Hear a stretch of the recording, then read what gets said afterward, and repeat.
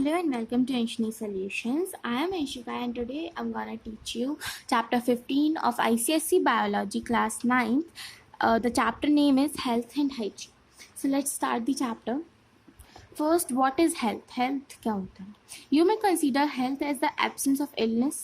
आप health को illness की absence भी consider कर सकते हैं. That is the stage of body जब हमारे सारे ऑर्गन्स बॉडी के वर्क कर रहे हो उनकी बेस्ट फिजियोलॉजिकल लेवल पे. मीन्स हम हेल्थ को कंसिडर कर सकते हैं एक ऐसी बॉडी, एक ऐसी चीज़ के मतलब जब हमारी बॉडी में इलनेस बिल्कुल भी नहीं हो, मतलब कमज़ोरी बिल्कुल भी नहीं हो, हमारी बॉडी की ऐसी स्टेज जिसमें सारे ऑर्गन्स जो है हमारे वो उनकी बेस्ट फिजियोलॉजिकल लेवल पे वर्क कर रहे हो. That is we known as health. In this state, इस स्टेट में जो हमारी बॉडी है वो अटेन करती है फुल बायोलॉजिकल पोटेंशियल. जितना बायोलॉजिकल पोटेंशियल होता है फुल बायोलॉजिकल पोटेंशियल अटेन करती है और बैलेंस रहती है टोटल इन्वायरमेंट के अकॉर्डिंग. इन अदर वर्ड्स में हेल्थ एक पॉजिटिव एन्जॉयबल फीलिंग है of wellbeing reflecting both physical and mental fitness. दूसरे शब्दों में हेल्थ एक पॉजिटिव और इन्जॉयबल फीलिंग है. जब हम हेल्दी होते हैं तो हमें बहुत पॉजिटिव और अच्छा फील होता है जो कि रिफ्लेक्ट करता है फिजिकल और मेंटल फिटनेस को. Now what is good health and its advantages. Good health और उसके एडवांटेजेस क्या हैं? A person said to be healthy और हैविंग अ गुड हेल्थ, एक पर्सन को हम हेल्दी कह सकते हैं और हैविंग अ गुड हेल्थ जब उसमें कोई भी सिकनेस या उसे कोई भी डिसीज़ ना हो. जब फिज़िकल इनेबिलिटी मतलब हमें फिज़िकली कुछ भी ना कर पाना, या फिर और ही और she is not physically handicapped, या फिर फिज़िकली हैंडीकैप्ड ना हो. हैंडीकैप्ड इन सेंस हमारी बॉडी का कोई भी पार्ट ख़राब ना हो, और क्रिपल्ड और कोई भी पार्ट ख़राब ना हो. ओके. और third is free from all mental tensions. और बॉडी जो हमारी हो वो सारी मेंटल टेंशन से फ्री हो, हमें कोई भी टेंशन ना हो. हैज़ नो सोशल प्रॉब्लम्स, कोई सोशल प्रॉब्लम्स ना हो. नो फिजियोलॉजिकल प्रॉब्लम्स, कोई भी माइंड से रिलेटेड प्रॉब्लम ना हो. हैज़ नो एनजाइटी, और किसी भी तरह की कोई एनजाइटी ना हो, कोई कमी ना हो हमारी बॉडी में. नाउ ये सब हमारे पॉइंट्स थे to declare a person a healthy और अ गुड हेल्थ पर्सन. मतलब एक पर्सन जो कि हेल्दी हो उसमें ये सारे पॉइंट्स होने चाहिए. ये सारे पॉइंट्स होने चाहिए जब भी हम उसे हेल्दी कह सकते हैं. Now advantages of good health. Good health increases efficiency for doing work. Good health efficiency को इंक्रीज़ करती है फॉर डूइंग वर्क. हमें कोई भी वर्क करने की एफिशिएंसी को इंक्रीज़ करती है. मतलब हम अगर किसी काम को सपोज़ हमें कोई भी वेट उठाना, हम नहीं उठा पा रहे हैं, वी आर हेल्दी, और हम अगर और हेल्दी होंगे जितनी हमारी बॉडी है प्रेजेंट में, then we can pull the weight, then तब हम लोग उस वेट को उठा पाएंगे. तो good health increasing the efficiency of doing work, मतलब हम और ज़्यादा वर्क कर सकते हैं. A word called stamina. Stamina means the ability of work our body can do. Okay. Increased efficiency contributes to personal progress and progress of community. Increased efficiency जो होती है हमारी बॉडी की और ज़्यादा करने की क्षमता, वो contribute करती है पर्सनल प्रोग्रेस में, हमारी खुद की बॉडी की पर्सनल प्रोग्रेस में और हमारी कम्युनिटी की प्रोग्रेस में. मतलब अगर हम हेल्थी होंगे तो we can set an example for the society और हम लोग कम्युनिटी की हेल्प भी कर सकते हैं. इसके बाद है हमारा good health makes a person happy and cheerful. अगर एक पर्सन की हेल्थ अच्छी होती है, आप खुद से अगर आपको कभी बहुत हेल्दी फील हो, आपको बहुत अच्छा लगता है, you feel happy and cheerful, हमारी बॉडी हमेशा चेयरफुल रहती है एंड एनर्जी लेवल हाई रहता है. Healthy person can enjoy life to the fullest extend. एक हेल्दी पर्सन अपनी लाइफ को उसकी एन्जॉय कर सकता है उसकी फुलेस्ट एक्सटेंड पे. Okay. Now what is hygiene. Hygiene means आप कितनी साफ़ सफाई से रहते हो. Cleanness. Hygiene is the science and practices that help in maintaining good health. Hygiene एक साइंस या फिर प्रैक्टिसेस हैं हमारी बॉडी के लिए जो कि हमारी बॉडी की गुड हेल्थ को मेंटेन करने में हेल्प करते हैं. The word hygiene is derived from a Greek word Hygieia which means goddess of health. जो हाइजीन वर्ड है वो डिराइव हुआ है ग्रीक वर्ड से जिसे हम हाइजिया कहते हैं, जिसका मतलब क्या होता है, goodness of goddess of health, मतलब हेल्थ की भगवान. Every individual likes to be healthy and disease free. हर एक इंडिविजुअल सोसाइटी में वो चाहता है कि वो हेल्दी और डिसीज़ फ्री रहे. तो इसकी जो मेंटेनेंस होती है, गुड हेल्थ को हमें मेंटेन करने के लिए 3 एस्पेक्ट्स जो है उन्हें फॉलो करना पड़ता है, which is nourishing and balance diet. हमारी बॉडी को अच्छे से नरिश करना, उसकी केयर करना, और एक बैलेंस डाइट. पर्सनल हाइजीन मतलब अपनी बॉडी को क्लीन रखना, जिसमें हम करते हैं नेल्स कट करते हैं, बाथिंग होती है, बहुत सारी चीज़ें. Public hygiene and sanitisation. और पब्लिक हाइजीन मतलब अपने आसपास का एरिया को साफ सुथरा रखना जिससे हमारे आसपास डिसीजेस ना आ पाए. बिकॉज अगर हम अपनी बॉडी को क्लीन नहीं रखेंगे, अपने आसपास के इन्वायरमेंट को क्लीन नहीं रखेंगे, then we can catched by a disease. Okay, so first is nourishing and balance diet. एक बैलेंस डाइट जो होती है वो प्रोवाइड करती है बॉडी को all essential components of food. Food के जितने असेंशियल कंपोनेंट्स जो कि हमारी बॉडी के लिए नेसेसरी होते हैं वो सब प्रोवाइड करती है, like proteins, carbohydrates, fats, vitamins, minerals, roughage correct proportion में. वेरियस कंपोनेंट्स ऑफ डाइट के अलग अलग कंपोनेंट्स होते हैं जो कि नेसेसरी न्यूट्रिएंट्स प्रोवाइड करते हैं हमारी ग्रोथ के लिए, हमारी बॉडी के सेल्स और टिश्यूज़ को रिपेयर करने के लिए. मीन्स हमें चोट लगती है तो वो रिपेयर होते हैं due to a particular type of vitamin, right, due to a particular type of thing, जिससे हमारी बॉडी रिपेयर होती है, हमारी ग्रोथ होती है, हाइट बढ़ती है. जो कि अलग अलग प्रोटीन्स और विटामिन्स के काम होते हैं जो कि वो वर्क करते हैं. मिनरल्स, फैट्स, कार्बोहाइड्रेट्स, ये सारी चीज़ें हमारी बॉडी के लिए ज़रूरी होती हैं. उसके बाद हमारा personal hygiene. Personal hygiene is taking care of one's own body is personal hygiene. मतलब अपनी खुद की बॉडी की केयर करना, हम उसे कहते हैं पर्सनल हाइजीन. जो वेरियस एस्पेक्ट्स हैं पर्सनल हाइजीन के वो हैं क्लीनलीनेस, फिज़िकल एक्सरसाइज. हमें फ़िज़िकल एक्सरसाइज करना पड़ता है ताकि फ़ैट ना जमा हो हमारी बॉडी पे. Rest aspect in sleep. Rest and sleep मतलब एक प्रॉपर अमाउंट में रेस्ट और स्लीप करना हमारी बॉडी के लिए ज़रूरी होता है. एंड हेल्दी हैबिट्स मतलब हेल्दी हैबिट्स इन सेंस मतलब आपको यही सब क्लीननेस, अपनी बॉडी को क्लीन रखना, एक्सरसाइज करना, रेस्ट और स्लीप ढंग से लेना, यही सब. Cleanness, now we will study about cleanness. Personal cleanness is most essential. हमारी खुद की क्लीननेस सबसे ज़्यादा असेंशियल होती है. It involves care of skin. ये इन्वॉल्व करती है care of skin, hands, hair, teeth, eyes, ears, nose etcetera. सबसे पहले care of skin. Regular bath clean water से स्किन को क्लीन रखता है और जर्म फ्री रखता है. ये रिमूव करता है बॉडी के ओडोर को ड्यू टू पर्सपिरेशन. हमारी बॉडी में जो स्मेल आती है पर्सपिरेशन की वजह से, जो हमें स्वेट होता है, उस सब को रिमूव करना, उसके ओडोर को रिमूव करना. Use of deodorants in the under arms in ground region kills bacteria and removes foul smell. जो डिओड्रेंट्स होते हैं उन्हें अपने अंडर आर्म्स में यूज़ करने से कुछ होता है एंटीबैक्टीरियल, वो ही यूज़ करने चाहिए हमें. तो बैक्टीरिया को किल करते हैं और रिमूव करते हैं फाउल स्मेल को. Attention must be given to the cleanness and drying of clefts and folds of the arms, legs and toes. हमें अपनी जो क्लीननेस है और ड्राइंग है अपने क्लेफ्ट्स की, फोल्ड्स की, हमारी बॉडी पार्ट्स की, उन्हें ड्राई होने देना चाहिए अच्छे से. उसके ऊपर से क्लॉथ्स पहनने चाहिए, उसकी क्लीनलीनेस का ध्यान रखना चाहिए. Undergarments and handkerchiefs must be changed and washed daily to prevent the growth of microbes.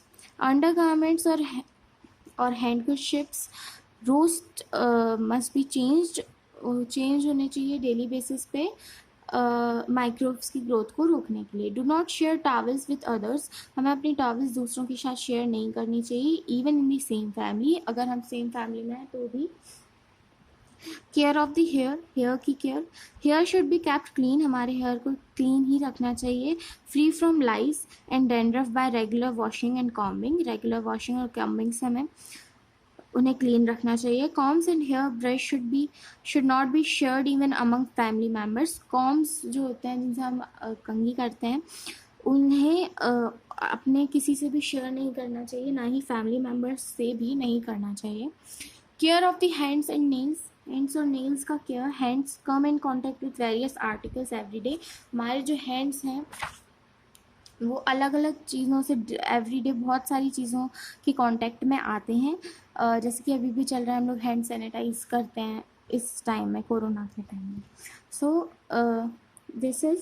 These articles are potential source of infection, ये जो आर्टिकल्स जो हमारे हैंड्स के टच में आते हैं ये एक पोटेंशियल सोर्स होते हैं इन्फेक्शन के। जो हैंड्स होते हैं इसलिए उन्हें वॉश्ड होना चाहिए thoroughly with soap and clean water before handling food, food खाने से पहले, फूड को हाथ में लेने से पहले, वो खाने से पहले, also after going to the toilet, washroom जाने के बाद भी आपको हाथ धोने चाहिए। Nails should be properly trimmed and cleaned, nails को प्रॉपरली ट्रिम्ड और क्लीन होने चाहिए, नेल्स हमारे गंदे नहीं होने चाहिए और प्रॉपरली कट, मतलब ज़्यादा बड़े नहीं होने चाहिए, छोटे छोटे होने चाहिए। One should not bite nails because, हमें अपने नाखून नहीं खाने चाहिए जो कि काफ़ी लोग करते हैं। This may let the nails to grow into the skin, ये this may let the nails to grow into the skin और इंजेक्शन ऑफ इन्फेक्टियस बैक्टीरिया, ये हमारे नेल्स को कॉज कर सकते हैं हमारे स्किन में जाने से, मतलब हम ऐसे ऐसे खाते हैं तो हमारे अंदर वो हार्म करते हैं, इंजेक्शन इन्फेक्टियस बैक्टीरिया का इंजेक्शन कॉज कर सकते हैं। केयर ऑफ आइज़, हमारे आइज़ को अच्छी कंडीशन में रखने के लिए eyes must be washed with clean water 2 और 3 टाइम्स एवरी डे, कम से कम 2 या 3 बार हमें अपनी आइज़ को अच्छे से वॉश करना चाहिए with cold water, clean water, अपनी आइज़ को गुड कंडीशन में रखने के लिए। In case of any alignment immediate treatment should be taken, अगर किसी भी तरह की आपको आंखों में वीकनेस लगती है तो आपको इमीडिएटली इसका ट्रीटमेंट लेना चाहिए, विच इज़ कैन बी, आपको स्पेक्टिकल्स लगाने चाहिए अगर आपका छोटा सा भी नंबर है तो भी, और आपको आई ड्रॉप्स, मतलब किसी भी तरह की प्रॉब्लम हो तो। आई should be protected from dust, smoke, bright light etcetera, eyes को डस्ट से, स्मोक से, ब्राइट लाइट से, बहुत तेज़ लाइट से अपनी आँखों को बचाना चाहिए etcetera, by using goggles use करके, और by avoiding to share towels. Okay, basic चीज़ें हैं जो हम सबको पता है इस पूरे चैप्टर में। Trachoma and conjunctivitis are 2 common diseases, ये 2 कॉमन डिसीजेज़ हैं जो कि हमारे आइज़ में होते हैं थ्रू कंटामिनेशन की वजह से, बाय हमारे हैंड्स के थ्रू हो सकता है, डस्ट की वजह से हो सकता है, और टॉवल्स की वजह से। Eye should be cleaned with a neat handkerchief only, eyes को हमेशा एक नीट क्लीन हैंडशेफ से ही साफ़ करना चाहिए। Applying kajal to the eyes is an old Indian custom, हमारी आइज़ में काजल लगाना ही एक ओल्ड इंडियन कस्टम है जो कि हम लोग लगाती हैं लड़कियां। This is done by sharing the same Kajal and the Kajal sticks, ये हो सकता है आपको सेम काजल या फिर सेम काजल स्टिक्स यूज़ करने से, this may lead to infection of eyes, ये भी आइज़ का इन्फेक्शन कॉज कर सकता है। So never share the same kajal और द काजल स्टिक्स, तो हमें अपनी सेम काजल एक मतलब 2 लोगों को नहीं यूज़ करना चाहिए। Care of teeth, tooth decay को प्रिवेंट करने के लिए teeth should be clean daily, once before sleeping at night and also after getting up in the morning and after every meal. Teeth को हमें हमेशा सोने से पहले is the most important time, you should teeth, मतलब आपको अपने teeth को क्लीन करना चाहिए रात में सोने से पहले, ऑल्सो जब आप सुबह उठो मॉर्निंग में जब भी, और after every meal. Avoid taking too much sweets and chocolates, आपको बहुत ज़्यादा स्वीट्स और चॉकलेट्स लेने अवॉइड करना चाहिए, क्योंकि ये प्रमोट करते हैं टीथ को जर्म्स कैरी करने में और गम इन्फेक्शन हो सकता है जिससे। Care of ears, ear should be kept clean, ears को क्लीन रखना चाहिए हमें. The ear should be cleaned by a soft moist swab. Ears को एक सॉफ्ट मॉइस्ट स्वैप से क्लीन करना चाहिए रेगुलर इंटरवल्स पे to remove wax inside. Ears के अंदर वैक्स को रिमूव करने के लिए. Never use hard pointed objects. हमें कभी भी हार्ड पॉइंटेड ऑब्जेक्ट्स नहीं यूज़ करने चाहिए क्योंकि वो हमारी ईयर ड्रम को डैमेज कर सकते हैं.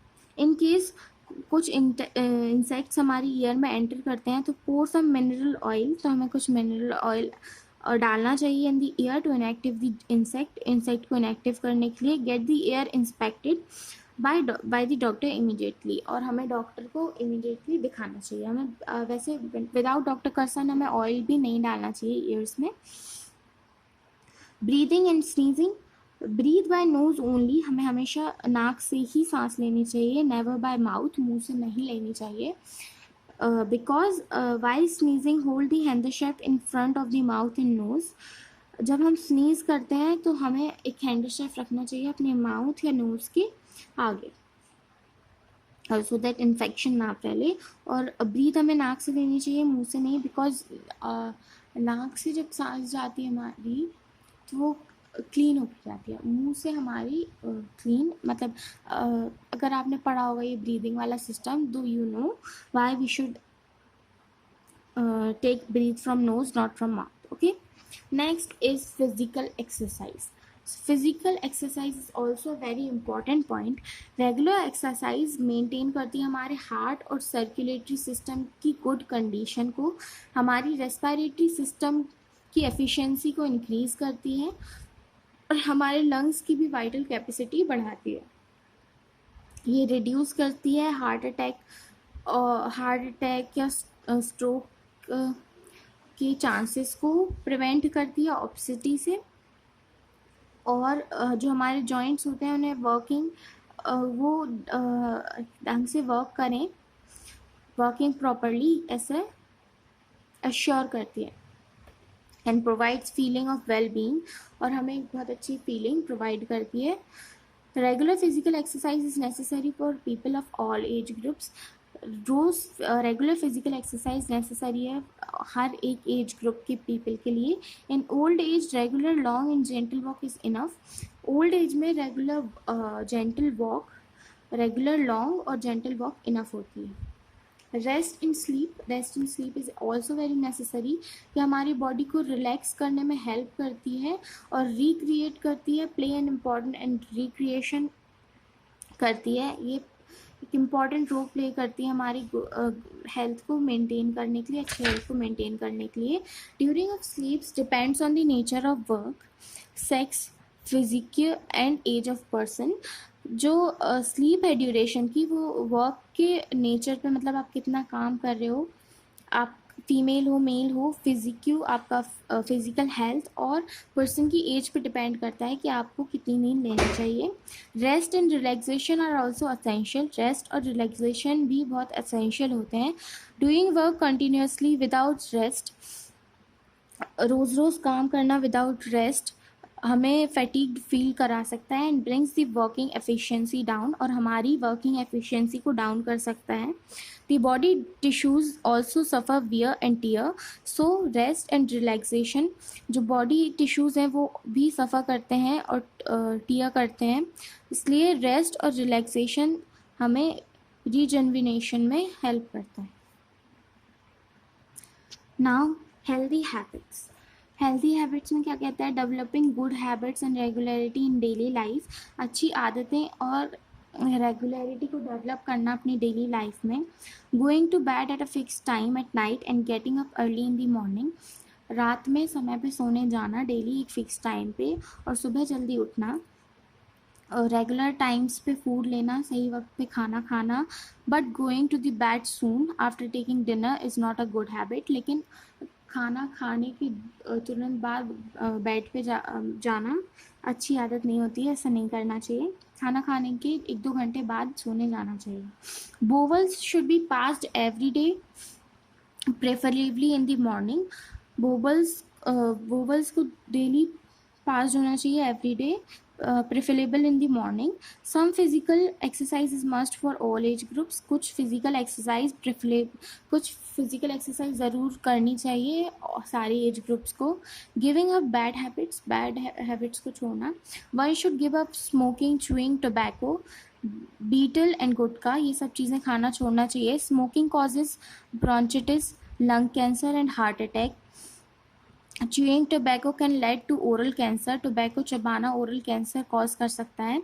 एक्सक्यूसिव use of alcohol slow down the relaxes and damages liver and can prove to be fatal. Excessive amount में अल्कोहल पीना हमारे रिफ्लेक्सेस को स्लो डाउन कर सकता है और डैमेज कर सकता है हमारे लिवर को और प्रूव कर सकता है फेटल.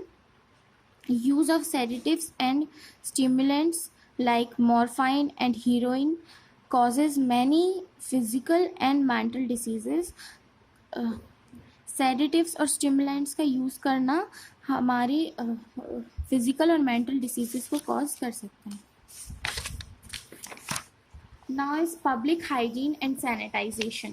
पर्सनल हेल्थ ऑल्सो इंक्लूड करती है सोशल वेलबींग और पब्लिक हाइजीन को. मतलब हमारे आसपास की एरिया और पब्लिक हाइजीन को भी इंक्लूड करती है हमारी पर्सनल हेल्थ. क्योंकि एक पर्सन हेल्दी नहीं रह सकता या फिर डिसीज़ फ्री नहीं रह सकता जबकि उसकी सराउंडिंग और नेबरहुड क्लीन ना हो, डर्टी हो. इमेजिन अगर आपके नेबरहुड या कम्युनिटी में ड्रेन्स क्लीन ना हो, डर्टी सीवेज वाटर एक्यूमुलेट कर रहा हो प्लेसेस पे, डोमेस्टिक गार्बेज जो वो आपके घर के बाहर डम्प्ड हो along in the door front of every house. People defecate in parks or open areas. People parks और open areas खराब करें. तो how can you be stay healthy and disease free? क्योंकि because accumulate water cause करता है, encourage करता है mosquito breeding को. Domestic garbage provide करता है breeding places पे फ्लाइज को आना और डिसीज कॉजिंग जर्म्स का होना वहाँ पे. देयरफॉर हमें फॉलोइंग स्टेप्स को फॉलो करना चाहिए इफ़ेक्टिव सोशल हाइजीन के लिए. Providing clean and drinking water. Government agencies को क्लीन और प्रॉपरली ट्रीटेड, फिल्टर्ड और क्लोरिनेटेड ड्रिंकिंग वाटर प्रोवाइड कराना चाहिए जो कि इन्फेक्टियस वाटर बॉर्न डिसीजेस से प्रिवेंट कर सके. Maintaining hygienic and sanitary conditions. Proper hygienic और सैनिटरी कंडीशंस को मेंटेन करना. सीवेज और garbage disposal, proper cleanness of surroundings and drainage system के एफिशिएंट मेथड्स को इंट्रोड्यूस करना इन सब केसेस में. Providing health care services. Government agencies या फिर सोशल वॉलंटरी और ऑर्गेनाइजेशंस को चिल्ड्रन की इम्यूनाइजेशन और वैक्सीनेशन पे ध्यान देना चाहिए टू प्रिवेंट कम्युनिकेबल डिसीजेस को प्रिवेंट करने के लिए उन्हें इंश्योर करना चाहिए कि पब्लिक क्लिनिक्स और हेल्थ वर्कर्स जो हैं वो पुअर इल पीपल को अच्छे से ट्रीट करें. Use of insecticides and disinfectants. Disease spreading insects और फ्लाइज को किल करने के लिए इंसेक्टाइड्स को स्प्रे करना जैसे कि DDT और BHC एट्सेट्रा रेगुलर इंटरवल्स में अपनी सराउंडिंग्स में. फिनाइल और क्रेसोल एट्सेट्रा का यूज़ करना as disinfectant to kill disease causing microbes को किल करने के लिए डिसइंफेक्टेंट का यूज़ करना. पीपल को शुड बी एजुकेटेड होना चाहिए for using this in home. Providing good socio economic conditions. अच्छी सोशियो इकोनॉमिक कंडीशंस को प्रोवाइड करना हमारी हेल्थ को improving health in the community because people of lower socio-economic group act as a reservoirs of the microbes and are responsible for infectious disease. अच्छी social conditions को बनाए रखना health को improve करने में हेल्प करता है क्योंकि लोअर सोशियो इकोनॉमिक पीपल जो हैं वो रिजर्वर्स की तरह काम करते हैं माइक्रोब्स और इन्फेक्टियस डिसीज़ को कॉज करने में. Providing health education. पीपल को एजुकेट करना about necessity of good health, अच्छी हेल्थ के बारे में बताना, हेल्दी हैबिट्स प्रमोट करना और पब्लिक अवेयरनेस को जगाना about health and diseases, providing green open spaces, parks, playground and trees. देखिए, fresh air and healthy environment, green open spaces, parks और प्लेग्राउंड्स और ट्रीज को प्रोवाइड करवाना है जो कि हमें फ्रेश एयर और हेल्दी एनवायरनमेंट देते हैं। Human diseases, now we will talk about human diseases. What is a disease? Now first, what is a disease? Disease may be defined as the malfunctioning of the body organs. In other words, it is the disorder of the body.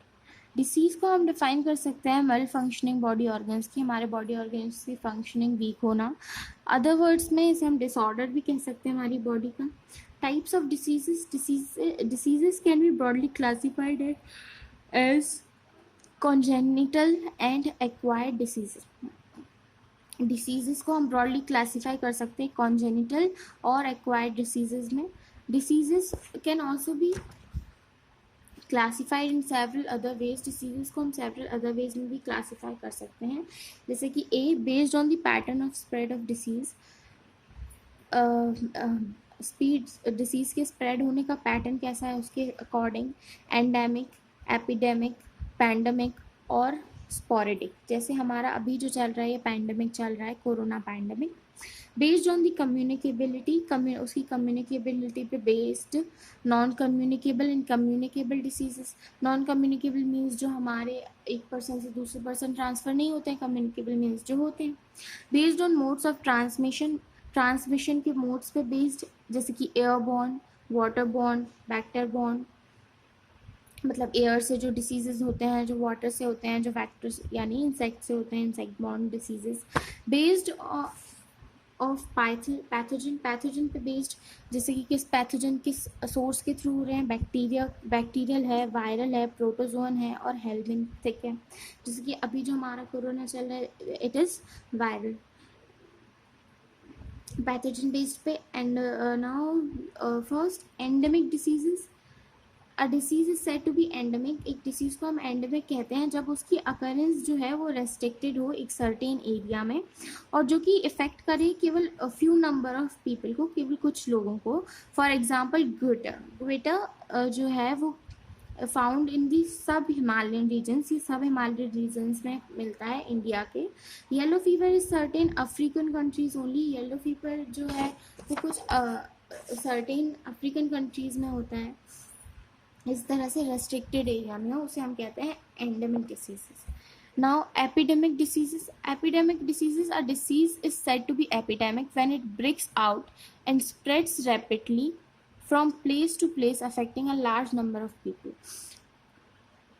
Epidemic disease हम उसे कहते हैं कैसा disease जो कि break out हो और spread हो रैपिडली, बहुत फास्टली स्प्रेड हो फ्रॉम प्लेस टू प्लेस और एक लार्ज नंबर ऑफ पीपल को अफेक्ट करे, जैसे कि plague. Assumed epidemic form in India, जो कि इंडिया में बना था सूरत में इन 1994, जो कि सेवरल थाउजेंड्स ऑफ पीपल जिसमें मरे थे। Pandemic disease, a disease is called pandemic when it spreads world wide. जो एक डिसीज़ को हम पैंडमिक कहते हैं जब वो वर्ल्ड वाइड स्प्रेड हो, मतलब पूरे वर्ल्ड में स्प्रेड हो जाए। For example AIDS is a pandemic disease. For example AIDS एक पैंडमिक डिसीज़ है, और जो अभी चल रहा है corona virus is a pandemic disease. Sporadic disease. Sporadic disease क्या होता है? When there are scattered cases of a disease, जब बहुत स्कैटर्ड केसेस हों एक पर्टिकुलर डिसीज़ के, तो उसे हम कहते हैं स्पोरोडिक। जैसे कि example cholera and malaria. Okay, now types of diseases जो कि हम लोगों ने पढ़े थे, कॉन्जेनिटल एंड एक्वायर्ड डिसीज। तो क्या कॉन्जेनिटल डिसीज जो होते हैं वो प्रेजेंट होते हैं बर्थ से ही, मतलब हमारे बर्थ से ही वो हमारे साथ में आते हैं। These are caused either due to genetic disorders, ये या तो जेनेटिक डिसऑर्डर्स की वजह से होते हैं या फिर इन्वायरमेंटल फैक्टर्स, मतलब आपके जो इन्वायरमेंट है उस इन्वायरमेंट में जो फैक्टर्स हैं उसकी वजह से होते हैं। These diseases are passed on from one generation to next generation. ये diseases एक generation से दूसरी generation में passed on हो जाते हैं, जैसे कि haemophilia, sickle cell anaemia, diabetes, thalassaemia. ये जो है ये एग्जाम्पल्स है कॉन्जेनिटल डिसीजेस के। मीन्स बर्थ से ही आते हैं आपके साथ में, जेनेटिक होते हैं। जो सपोज आपके ग्रैंडफादर को था, then you it might be possible, अगर आपके ग्रैंडफादर को डायबिटीज़ थी देन वो आपके जेन्स में हो पॉसिबली, नॉट नेसेसरी बट हो भी सकता है।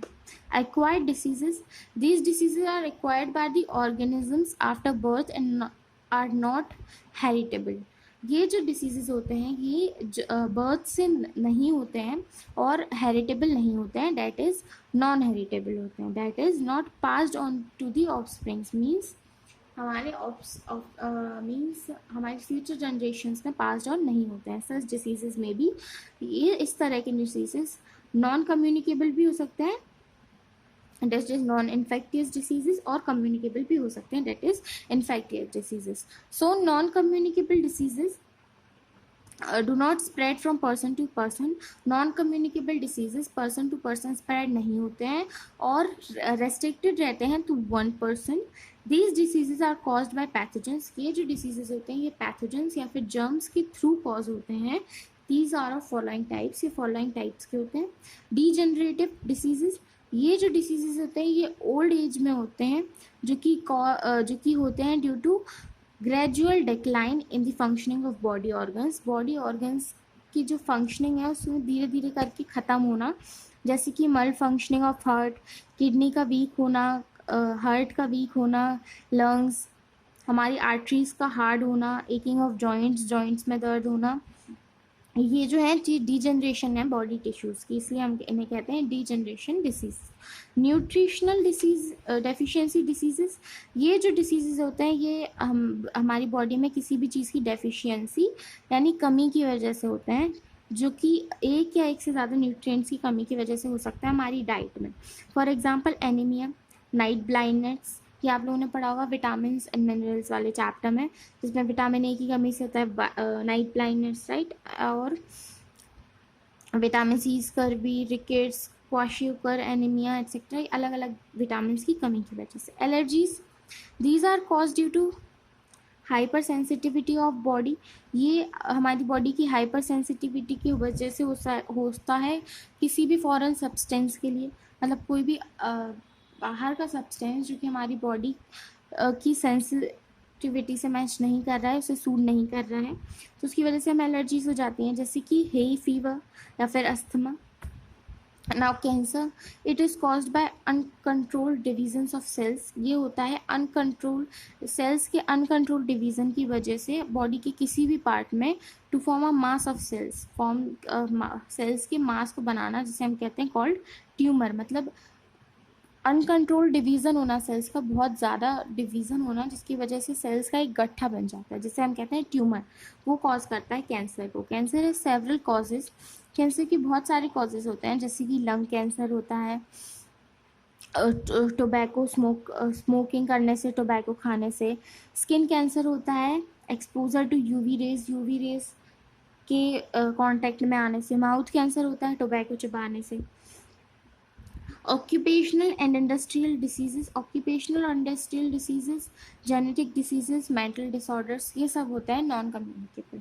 नाउ कम्युनिकेबल डिसीजेस, ये जो डिसीजेज होते हैं ये transmitted from a diseased person to a healthy person, ये एक डिसीज्ड पर्सन से एक हेल्दी पर्सन पे ट्रांसमिट हो सकते हैं, मतलब एक पर्सन से दूसरे पर्सन कैरी ऑन हो सकते हैं, but not from birth, are called communicable diseases. इन्हें हम कम्युनिकेबल डिसीज कहते हैं, जैसे कि corona is a communicable disease, yes, क्योंकि वो स्प्रेड हो रहा है from diseased person to a healthy person. They are also called contagious diseases या फिर इन्फेक्टियस डिसीजेज। ये इन डिसीजेज को कॉन्टेजियस डिसीजेज और इन्फेक्टियस डिसीजेज भी कहते हैं। These diseases are caused by the entry of disease causing microorganisms. ये डिसीजेज जो होते हैं ये फॉर्म होते हैं due to entry of disease causing microorganisms disease causing microorganisms जैसे कि बैक्टीरिया, वायरसेस, फंगई और प्रोटोजोन्स का हमारी बॉडी में एंटर करना, उनकी वजह से ये जो डिसीज़ हैं ये कॉज करते हैं. The diseases causing organisms are called pathogens. जो डिसीज कॉजिंग ऑर्गेनिजम्स होते हैं उन्हें हम पैथोजेंस कहते हैं. They can be transmitted from one person to another. ये ट्रांसमिट हो सकते हैं from one person to another by contaminated air, water, food, या फिर फिजिकल कॉन्टैक्ट, या फिर इंसेक्ट और एनिमल बाइट की वजह से स्प्रेड हो सकते हैं from one person to another. The organisms जो कि ट्रांसमिट करते हैं पैथोजेंस को, उन्हें हम वेक्टर्स कहते हैं. Cough, cold, conjunctivitis, viral fever, smallpox, cholera, plague, malaria, measles, dysentery etcetera, ये सारे कुछ कम्युनिकेबल डिसीजेस. उसके बाद आते हैं हमारे इन्फेक्शियस एजेंट्स और pathogens of communicable diseases. Bacteria, viruses, fungi, protozoa, worms की कुछ एग्जांपल्स हैं पैथोजेंस की जो कि वेरियस डिसीजेस कॉज करते हैं. लाइक बैक्टीरिया, अलग अलग बैक्टीरियाज कॉज करते हैं. Tuberculosis, cholera, tetanus, diphtheria, typhoid, whooping cough, pneumonia, diarrhoea, anthrax etcetera bacteria से कॉज होते हैं. Viruses, rabies, chickenpox, smallpox, hepatitis B, common cold, influenza, AIDS etcetera viruses के through cause होते हैं. Fungi, ringworm, athlete's foot etcetera. Protozoan, malaria, right, etcetera etcetera. Kala azar, sleeping sickness etcetera, ये सब हो सकता है प्रोटोजोआ की वजह से. थिक फ्लैरेसिस, टेनिसिस एट्सेट्रा, ये सब हो सकता है. Now next topic is infection of host. So इस टॉपिक से हम लोग नेक्स्ट वीडियो में पढ़ेंगे बिकॉज ऑलरेडी वीडियो काफ़ी लंबी हो चुकी है. सो आज की वीडियो के लिए, अभी की वीडियो के लिए इतना ही. नाउ नेक्स्ट वीडियो से we will start from infection of host. So तब तक के लिए stay home, stay safe, and don't forget to subscribe our channel. And if you like, please don't forget to hit the like button if you like the video and you have understood the chapters. Okay, so stay home, stay safe, bye bye.